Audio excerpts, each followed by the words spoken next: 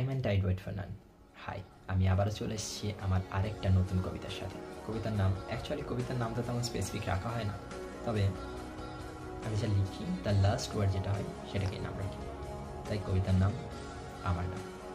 কথায় আছে কল্পনাতে সব কিছুই সুন্দর, বাস্তবতা হবে কঠিন। কল্পনার মায়াজাল পেরিয়ে ভাবনাগুলোকে পায়ের তলায় পিষে দিয়ে যখন বাস্তবতায় চোখ নেবে, সেদিন তোমার চোখে অন্ধকার নেমে আসবে।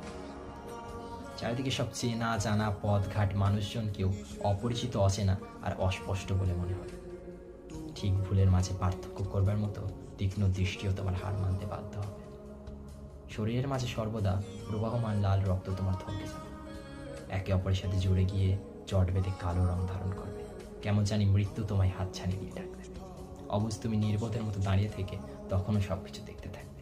খারাপ লাগা তোমাকে এতটাই গ্রাস করবে যে তোমার চোখের জলও পর্যাপ্ত নয় বলে নিজেকে দেউলিয়া ঘোষণা করবে। সারা বছর ধরে একটু একটু করে লেখা ডায়েরিটাও সেদিন বেইমানি করবে, মিথ্যা মিথ্যা বলে চিৎকার করবে।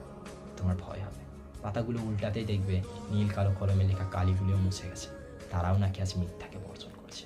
শুধু রয়ে গেছে প্রথম পাতায় লেখা তোমার নাম। তবে এক্ষেত্রে আমার নাম রিজানুর।